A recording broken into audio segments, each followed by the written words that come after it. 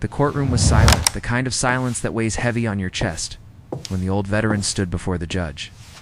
His uniform was long gone, his medals packed away in some forgotten drawer, and all that remained was a man who looked tired of fighting battles no one could see.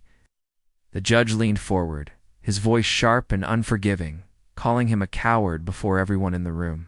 For a moment, it seemed the words had crushed him, but then the veteran whispered something so powerful, so unforgettable, that the entire court froze in stunned silence. The courtroom smelled faintly of old wood and dust, the kind of smell that carried memories of too many stories spoken and judged within its walls. People shifted in their seats, whispering to one another as the bailiff called for order. And at the center of it all stood a man who once carried the weight of a nation on his shoulders, a veteran with lines carved deep into his face. Lines that were not just from age, but from battles that had taken pieces of his soul. His name was Azaze, Daniel Cole, though in another lifetime, 2 men who depended on him to stay alive. He was known only by a call sign and unspoken word that carried the weight of life, death, and brotherhood. The judge, however, didn't see any of that. He saw only a man accused, a man society had long since forgotten. And that's where the story begins, with a man on trial, not just for what he had done, but for what he had become. But what no one in that room knew was that Daniel's silence was not weakness. It was a storm waiting to break. The prosecutor's voice carried like a hammer, striking blow after blow with every accusation. Neglect, abandonment, cowardice. Cowards weren't just legal, they were poison, dripping into the ears of the jury. And as each one landed, Daniel's shoulders seemed to sink a little lower. He stood there without protest, without raising his voice, as if he'd already accepted the judgment of the world. The judge frowned, unimpressed, his gavel resting on the desk, like a weapon ready to fall. "Mr. Cole," the judge said, his voice laced with disdain, "you have lived your life hiding behind excuses.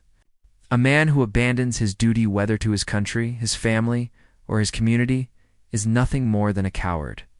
The word echoed through the chamber, cruel and sharp, slicing through the air until even those in the gallery winced. But Daniel didn't flinch. He just closed his eyes for a moment, as if he'd heard that word before, in a place far from here, where words cut deeper than bullets.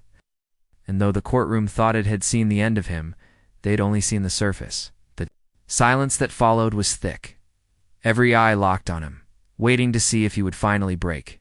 Daniel opened his eyes slowly, and for the first time. There was a flicker of something dangerous, something that carried weight beyond the walls of that courtroom. He leaned forward, his voice low, almost a whisper. "Hawkeye." One word. Just one. But it was enough to turn the courtroom into stone. No one moved. No one breathed. The prosecutor froze mid-step. The judge's pen slipped from his fingers, and even the bailiff's stern expression faltered. For those who knew, that word wasn't just a name. It was a call sign, a ghost from the battlefield that carried stories written in blood and fire. And suddenly, the man they had called a coward didn't look small anymore. He looked like someone who had walked through hell and somehow returned. The kind of man you didn't dismiss. The kind of man you didn't call a coward unless you were ready to face the truth of what he had endured. The judge tried to recover, his voice faltering for the first time. "What did you say?" His words lacked the authority they once had, because something in his gut already knew. Daniel's eyes, once clouded with resignation, now burned with memories he'd tried so long to bury, repeated this time louder, steadier. "Hawkeye." The air shifted. A man in the gallery, quiet until now, suddenly stood. His hands shook as he stared at Daniel, his lips parting in disbelief. "God, it's him," he whispered, his voice cracking. The room turned toward him, confused. He was another veteran, one of those who never spoke of the past, but his reaction said it all. He knew what that word meant, and who Daniel Cole really was. And in that moment, the judge's words of cowardice shattered into pieces, too small to ever gather again. But that wasn't the end. It was only the beginning.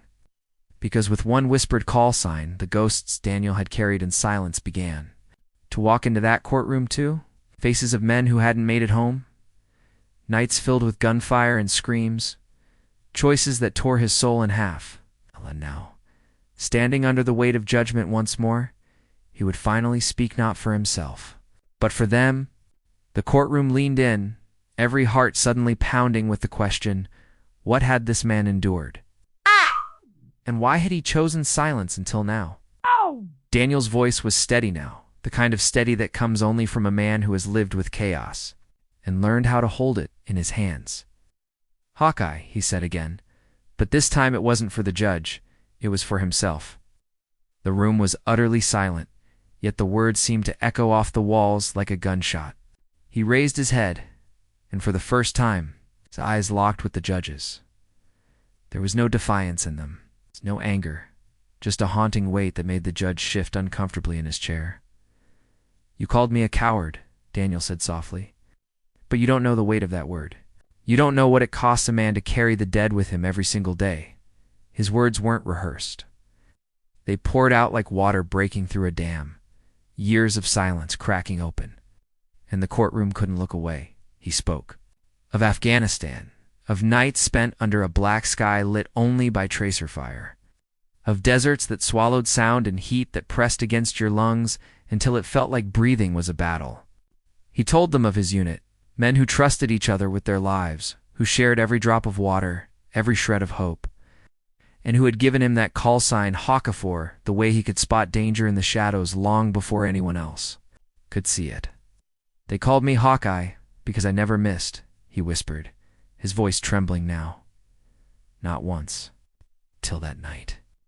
The jury leaned forward, the weight of his words pulling them in, as though they were there in that desert. With him, Daniel closed his eyes again, and for a moment it was as if he had left the courtroom entirely. His mind dragged him back to that night, the ambush, the screams, the smoke. He described the explosion that ripped through their convoy, the fire that swallowed everything, the way he had crawled through sand and blood to pull out as many as he could, but I couldn't save them all, he said, his voice breaking. I missed the one that mattered most. My best friend, my brother. Paused. And in the silence, the weight of those words pressed against every chest in the room. The judge's hand, which had been ready to bring down the gavel again, now trembled. Because this was no longer the trial of a man accused of failure. This was the confession of a man who had carried a burden no one else in that room could imagine. The prosecutor shifted uneasily, suddenly aware that every word he had spoken, earlier every accusation, every insult now sounded hollow, like paper against steel.